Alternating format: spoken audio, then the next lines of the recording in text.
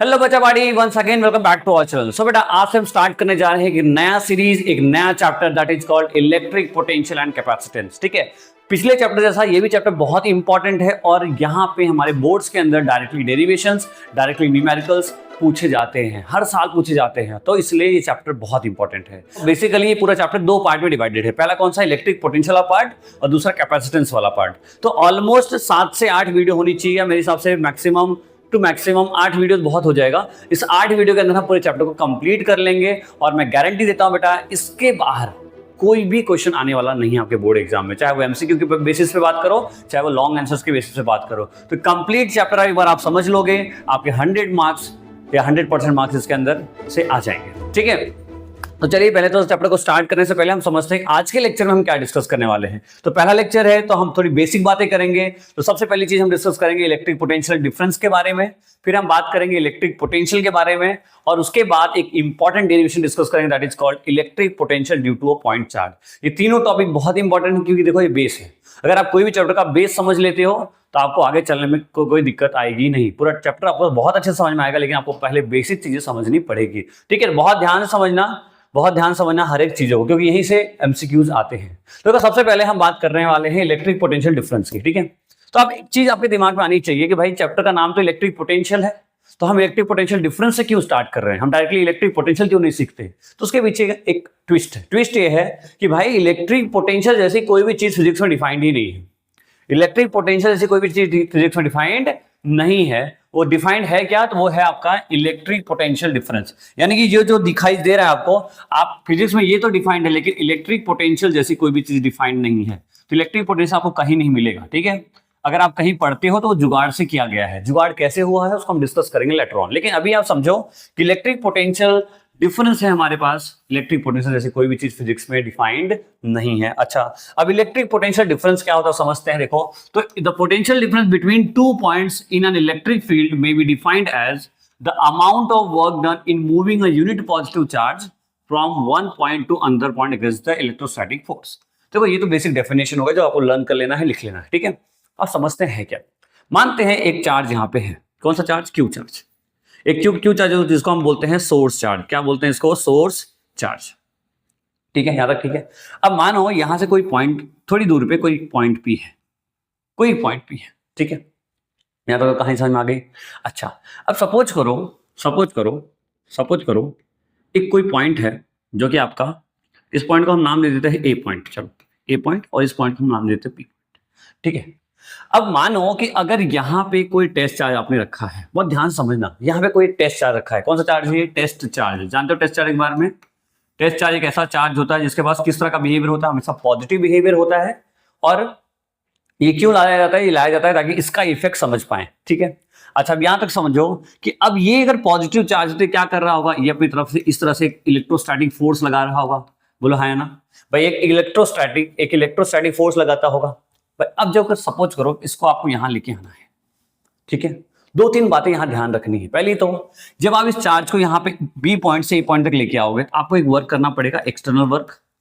बहुत ध्यान समझना। देखो डेफिनेशन ये सिंपल है, कुछ नहीं है, एग्जाम में कोई एक्सप्लेनेशन आपसे नहीं पूछता, लेकिन समझना बहुत जरूरी है क्योंकि न्यूमेरिकल्स अगर थोड़े बहुत ट्विस्ट करेंगे तो आप फंस जाओगे। ठीक है, बहुत ध्यान समझो कि इस बी पॉइंट पे कोई टेस्ट चार्ज रखा गया क्यू नॉट, उसको हमें लाना है कहां पे, ए पॉइंट पे। उसके लिए हमें क्या करना पड़ेगा, कुछ वर्क करना पड़ेगा। भाई अपने आप तो आएगा नहीं, कुछ काम करना पड़ेगा। अच्छा, जब ये काम आप करोगे, जब आप इसको इधर लेके आओगे तो आप देखो यहाँ पे कौन बैठा है, यहाँ पे एक भाई बैठा है जो कौन सा है, इलेक्ट्रोस्टैटिक फोर्स वाला। भाई इस चार्ज की वजह से एक फोर्स लग रहा होगा ना, इलेक्ट्रिक फील्ड जनरेट हो रही होगी। तो इसके अगेंस्ट में हम क्या कर रहे हैं, वर्क कर रहे हैं। ठीक है, तो पोटेंशियल डिफरेंस कुछ ऐसा डिफाइंड है कि VA माइनस VB, यानी कि potential from A to B is equals to work done from B to A divide by magnitude of test charge. समझ में आई बात, क्या बताया कि B से A तक लाने में जो भी आपको वर्क करना पड़ा उसको डिवाइड कर दो इसकी मैग्नीट्यूड से, टेस्ट चार्ज की मैग्नीट्यूड से, उसी समय क्या मिल जाएगा, पोटेंशियल डिफरेंस। क्लियर है, सिंपल फॉर्मूला आपने क्लास 10th में पढ़ा होगा, V equals to W/Q।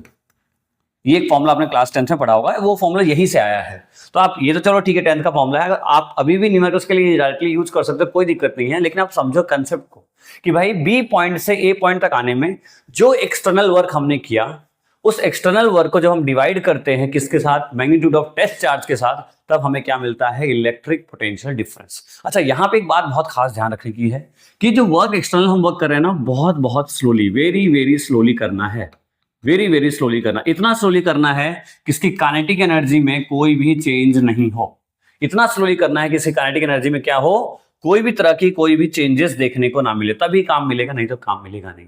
Simple समझ में आ गया कि भाई बी से ए तक लाना है अपने को, बी से ए तक कुछ वर्क करके ले आना है, और किसके अगेंस्ट, इलेक्ट्रोस्टैटिक फोर्स के अगेंस्ट। यही चीज लिखा है देखो, the amount of work done in moving a unit positive charge from one point to another against electrostatic force is defined as electric potential difference.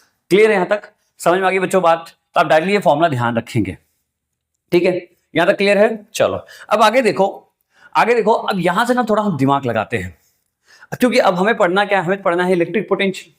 तो दिमाग क्या लगाएंगे, दिमाग ये लगाते हैं हम कि देखो हमें पता है कि work done from A to B आने का जो फॉर्मूला पढ़ा हमने अभी, इलेक्ट्रिक पोटेंशियल मतलब V A minus V B का फॉर्मूला हमने क्या पढ़ा, work done from B to A divide by magnitude of test charge, हमें यही पढ़ा।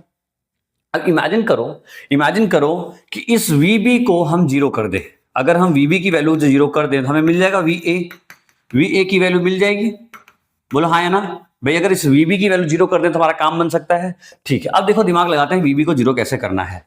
अब देखो पहले क्या था भाई, ये टेस्ट चार्ज था, ठीक है, यहां से कोई पॉइंट ए पे ये ए पॉइंट है और ये अपना बी पॉइंट था, ऐसा ही कुछ था, ऐसा ही था ना। अब हम क्या करते हैं, इस पॉइंट से ये जो बी पॉइंट है थोड़ा दूरी पे ले जाते हैं, दूरी पे, इतना दूरी के कि ये कैसा बिहेव करे, एज ए इन्फिनिटी बिहेव करे, यानी कि ये बी पॉइंट इस पॉइंट से कितना दूरी पे बिहेव करे, एज ए इन्फिनिटी बिहेव करे, ठीक है। और जब इन्फिनिटी बिहेव करेगा तो आप देखो तो वी बी कहां चला गया, वी ए माइनस हम क्या लिखेंगे, वी इन्फिनिटी, क्योंकि हमने डिस्टेंस कितना मान लिया है, अब वो इन्फाइनाइट इतना दूरी पे है, इस पॉइंट से कितनी दूरी पे है, इन्फाइनाइट इतना दूरी पे है।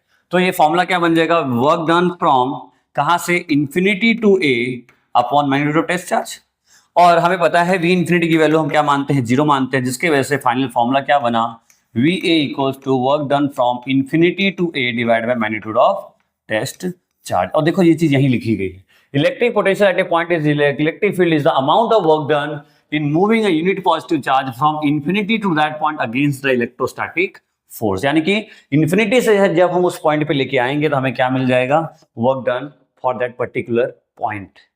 दिमाग में डालना बहुत ही इंपॉर्टेंट कंसेप्ट है। तो वी ए इक्वल्स क्या मिला, work done from infinity to A divide by magnitude of test charge, ठीक है। देखो general formula V equals W by Q याद रखना है, जहां पे पोटेंशियल डिफरेंस से कुछ कहानी पे बने या कोई न्यूमेरिकल से बनेगा वहां पे आप इस तरह का फॉर्मूला यूज करेंगे। General formula V A minus V B equals to W B to A upon magnitude of test charge, और इन्फिनिटी यानी कि पॉइंट के लिए फॉर्मूला क्या रहेगा, V A equals to V infinity to A divide by magnitude of test charge, और general formula ये है।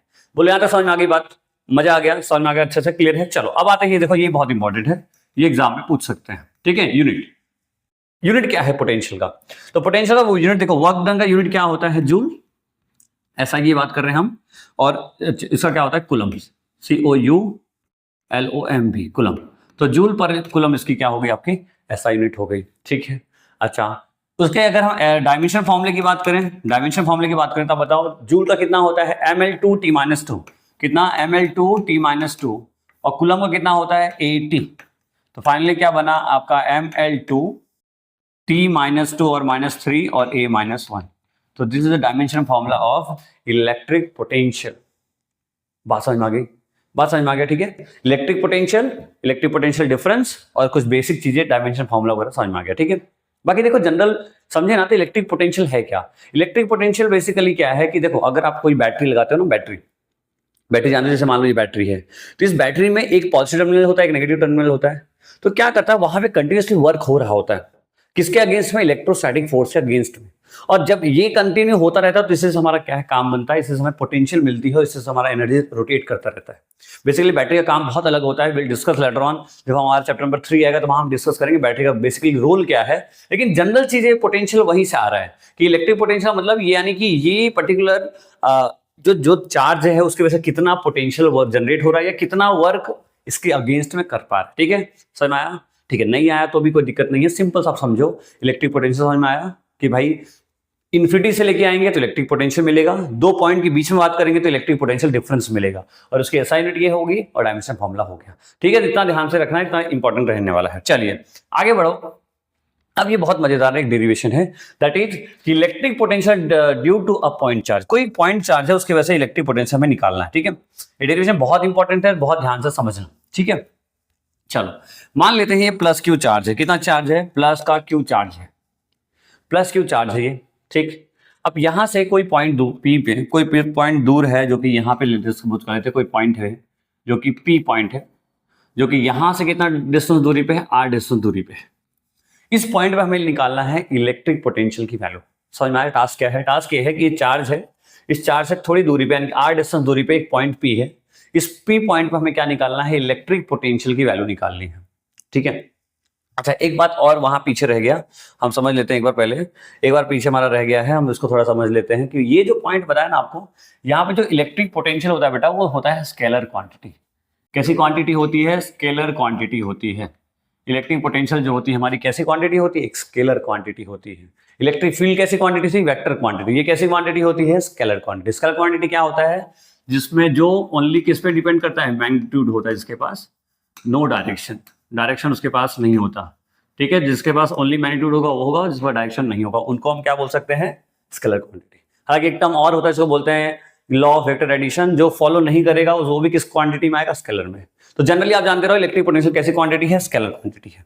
ठीक है, ओके, तो आ जाते हैं हम अपने टॉपिक पे। तो हमारा ये हो गया पी पॉइंट। ठीक, अच्छा अब देखो, सपोज करो हमारा जो पॉइंट है वो इंफिनिटी पे है, हमें क्या लाना है? हमें एक चार्ज लेके आना, हमें एक पर्टिकुलर पॉइंट पे लेके आना। देखो पॉइंट बताया ना, पॉइंट पे लेके आना, यानी कि हमारा हमें जो टेस्ट चार्ज हमारा कहाँ पे रखा गया है? इन्फिनिटी डिस्टेंस पे रखा गया है। कहाँ पे है?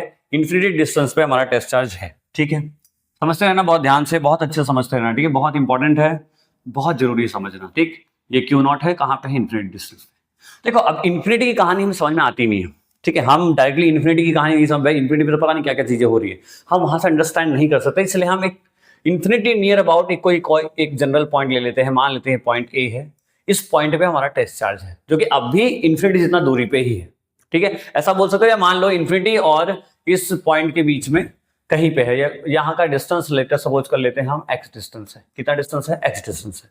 ठीक है, ना तो इस पॉइंट पे रखा गया, देखो हम इस पॉइंट पे कैलकुलेट करना है, इस पॉइंट और इस पॉइंट के बीच में हमने कोई एक जनरल पॉइंट ले लिया जो कि एक्स डिस्टेंस दूरी पे है एक चार्ज को। ठीक है, इन्फिनिटी पे समझ पाना पॉसिबल नहीं है भाई, इन्फिनिटी पे बहुत सारी चीजें हो रही हैं, वहां पे अंडरस्टैंड कर पाना पॉसिबल नहीं है, इसलिए हमने यहाँ पे एक जनरल पॉइंट ले लिया केवल पॉइंट। ठीक है, अच्छा यहाँ तक तो ठीक है।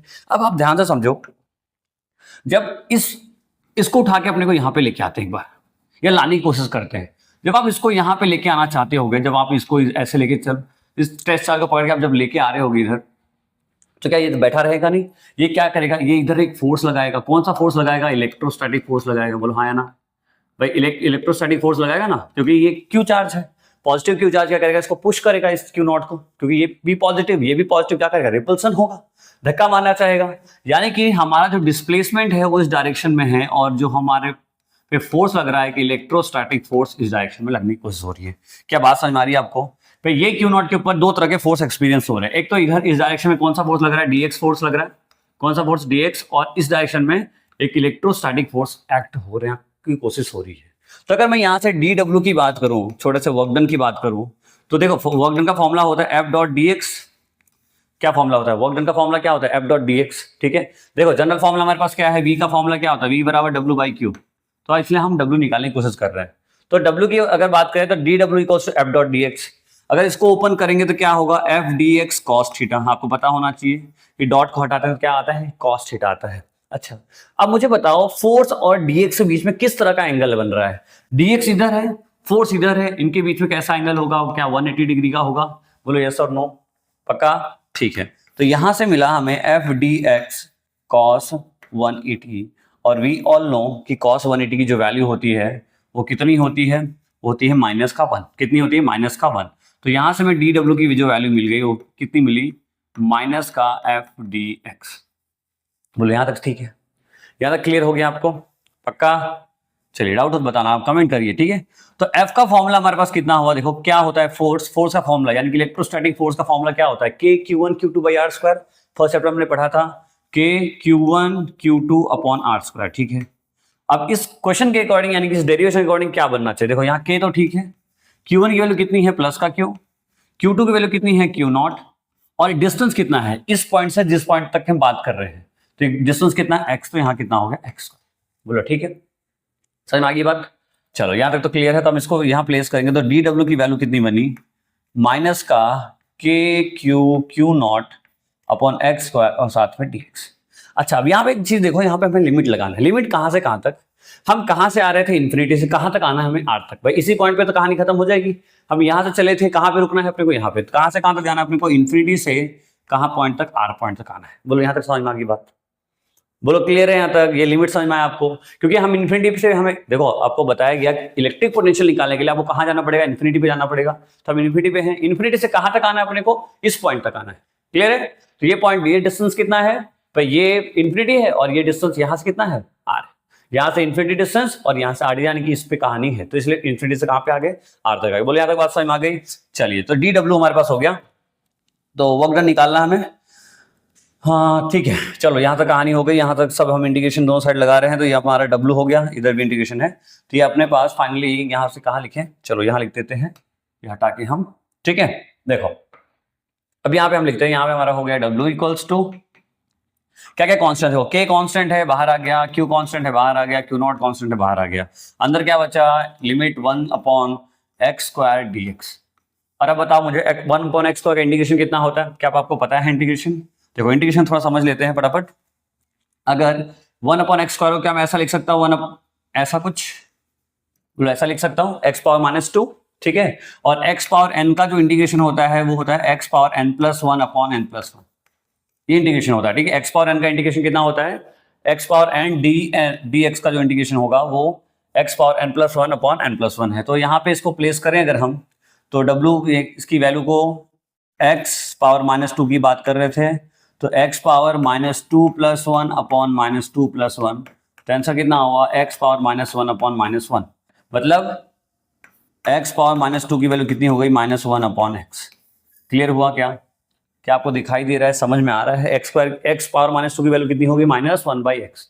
अब यहाँ पे प्लेस कर देते हैं, तो यहाँ एक माइनस भी था जो हम भूल जा रहे हैं, ये वाला माइनस, ठीक है।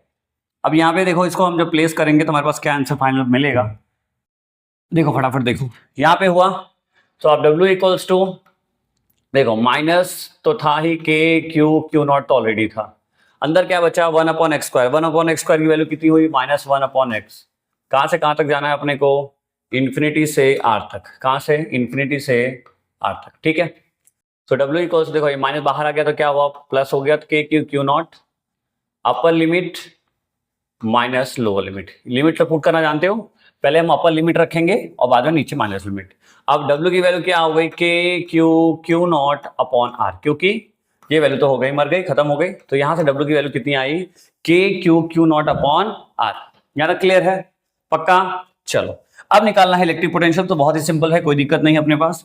तो V बराबर क्या होता है, W/Q, तो W की वैल्यू कितनी है, Q नॉट अपॉन, यहाँ पे Q नॉट यानी कि क्या है, टेस्ट चार्ज, टेस्ट चार्ज की वैल्यू कितनी है, Q नॉट होने वाली है, और साथ में R, ठीक कट गया, तो V की वैल्यू कितनी आई, KQ/R, KQ/R, ठीक है, KQ/R। तो electric potential due to a point charge की वैल्यू कितनी होती है, KQ/R। ये बहुत इंपॉर्टेंट है, बहुत इंपॉर्टेंट डेरिवेशन है, आपको बहुत ध्यान से समझ के पढ़ना चाहिए, ठीक है। बहुत ही इजी वे में, देखो इसके बहुत सारे मेथड्स है, बहुत सारे टीचर बहुत तरीके से बताते हैं, पर मैंने ट्राई किया आपको बेस्ट मेथड और सबसे इजी मेथड देने की, ठीक है।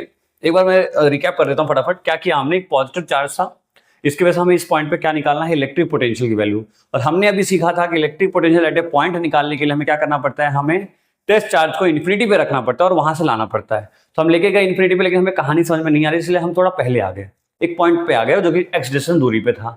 फिर हम जब यहाँ पे आने लगे, हमने क्या देखा कि भाई ये जो चार्ज था इस पर धक्का मार रहा है, किधर की साइड में, इधर की साइड में, यानी कि इलेक्ट्रोस्टैटिक फोर्स इधर हुआ, हमें आना कहाँ है, हमें आना इधर है, इनके बीच में एंगल कितना हुआ, 180 डिग्री का, इसलिए मैंने यहाँ पे क्या रखा, 180 डिग्री। फिर देखा हमारे इसकी वैल्यू सॉल्व की, फिर यहाँ से ऐसे कहानी बनी, यहाँ तक आ गए, फिर जो कांस्टेंट था उसको बाहर हमने ले लिया, 1 अपॉन एक्स स्क्वायर का हमने क्या किया, इंटीग्रेशन किया, जिसकी वैल्यू कितनी आई, x -1/x, हमने वहां प्लेस किया, लिमिट्स पुट किया और हमारा आंसर आ गया। तो v की वैल्यू कितनी आई, KQ/R। इलेक्ट्रिक फील्ड कितना होता था, KQ/R², यहाँ कितना है, KQ/R। क्लियर है, ध्यान रहेगा दोनों चीजें, electric potential electric potential difference समझ में आ गया, इलेक्ट्रिक पोटेंशियल स्केलर क्वांटिटी होती है, उसके डायमेंशन फॉर्मूले पता चल गए, उसका यूनिट क्या था, जूल पर कूलम्ब होता है, और सारे बेसिक फॉर्मूले हो गए। ये बहुत इंपॉर्टेंट है, बहुत ध्यान समझना, एग्जाम में आता है, चीजें बहुत ध्यान से आपको पढ़नी है हर एक चीज को, ठीक है। सो आई होप आपको क्लियर हुआ होगा, चीजें कुछ वैल्यू ऐड हुआ होगा आपके आज के जो आपने वीडियो देखा उसके थ्रू। मिलते हैं नेक्स्ट वीडियो में, तब तक आप पढ़ाई करते रहिए। All the very best.